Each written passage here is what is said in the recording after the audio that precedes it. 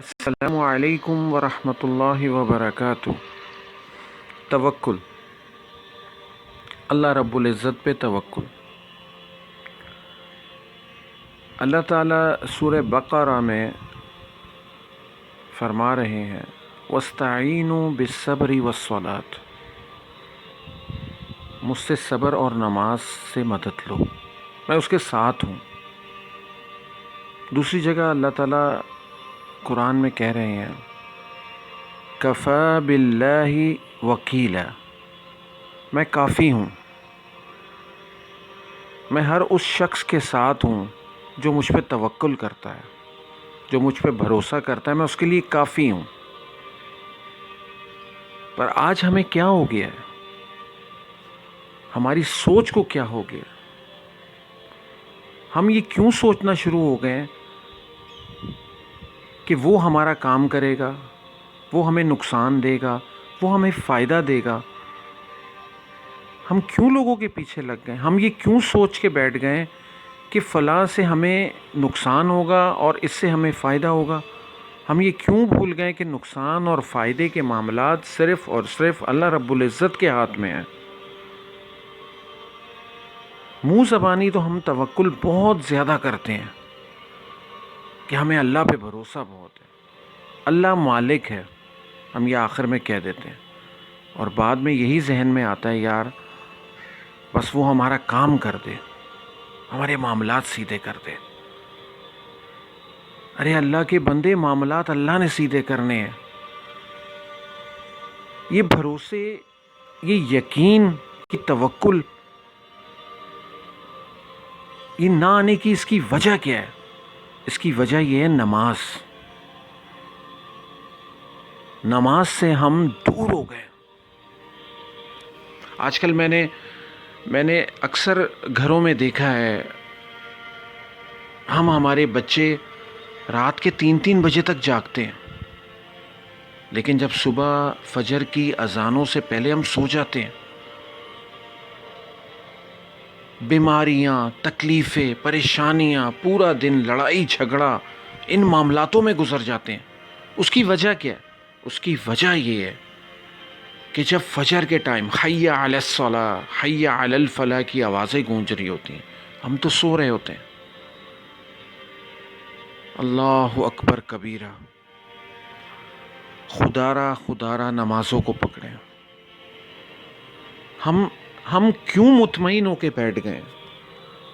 ہمیں کیا چیز اتنا سکون میں بیٹھی؟ کیا ہم بھول گئے ہم نے مرنا ہے؟ ہمیں نہیں پتا ہم نے مرنا ہے؟ ہم کیا جواب دیں گے قبر کے اندر؟ رسول اللہ صلی اللہ علیہ وآلہ وسلم کی حدیث مبارکہ ہے کہ وہ 2 فرشتے آئیں گے جن کے دانت بیلوں کے سینگوں کی طرح ہوں گے، جن کی لال سرخ آنکھیں ہوں گی، زمین کو چیرتے ہوئے بجلی کی گرجنے والی آواز میں جب وہ ہم سے سوال کریں گے من ربو کا، تمہارا رب کون ہے؟ کیا جواب دیں گے ہم؟ کیا کہیں گے ہم؟ اللہ اکبر کبیرہ، جواب کیا دیں گے؟ کیا بتائیں گے اللہ کو؟ یہ بتائیں گے ہمارے پاس پاسپورٹ اس ملک کا ہے، یہ ڈگریاں ہم نے حاصل کی ہیں۔ اللہ اکبر، اللہ رب العزت سوال کرے گا جوانی کہاں گزاری؟ اولاد کی تربیت کیا کی؟ نماز پڑھی؟ کیا جواب ہوگا ہمارے پاس؟ ہم کیوں اتنے سکون میں ہیں؟ ہمیں کیوں فکر نہیں ہے؟ ہم کیوں دنیا کے معاملات میں گھس گئے؟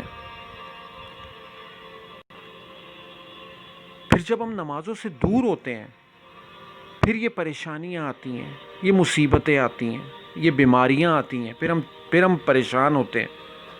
پھر جو کچھ اس قسم کے لوگ اس میں سے ہیں جو بھاگتے ہیں پھر فوراً الٹے سیدھے لوگوں کی طرف، دھاگوں کی طرف کہ ہم پہ بندش ہو گئی ہے۔ صرف لا الہ الا اللہ زبان سے کہنے سے مسلمان نہیں ہے انسان۔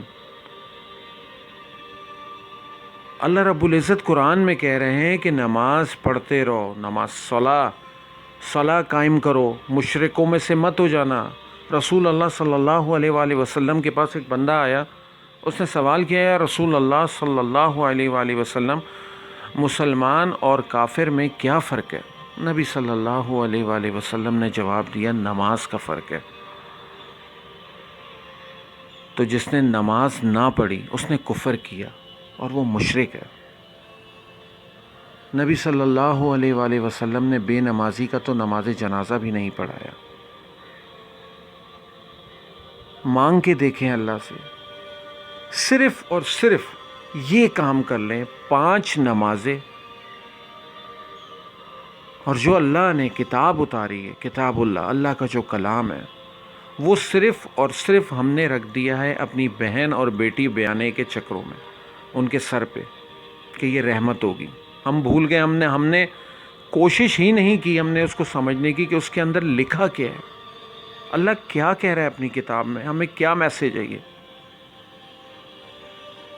خدا را نمازوں کو پکڑیں، اپنی اولادوں کو درست کریں، ان کی تربیت درست کریں۔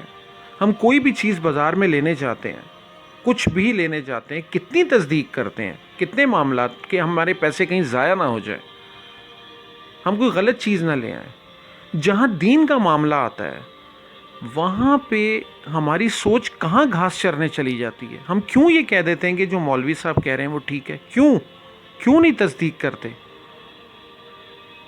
لاکھوں کروڑوں روپے ہم لوگ اپنی دنیاوی تعلیموں پہ خرچ کرتے ہیں، اپنی اولاد پہ۔ جہاں قرآن کا معاملہ آتا ہے وہاں اگر مولوی صاحب 500 کے 1000 روپے مانگ لیں تو وہاں ہماری سانس نکل جاتی ہے کہ مولوی صاحب 1000 روپے، کیا ہو گیا ہمیں؟ کیوں بھول گئے کہ ہم مسلمان ہیں، ہم اشرف المخلوقات ہیں، مسلم ہیں ہم۔ اللہ اکبر۔ میرے بھائیوں، نماز کی پابندی کریں۔ آپ دیکھیے گا آپ کے کام، آپ کی صحتیں، آپ کے معاملات، آپ کی اولاد، اللہ تعالیٰ سارے معاملات حل کر دے گا، سب اللہ کے سپرد ہو جائیں گے۔ اللہ ہمیں صحیح دین پہ عمل کرنے کی اور اسے سمجھنے کی توفیق عطا فرمائے۔ جزاک اللہ۔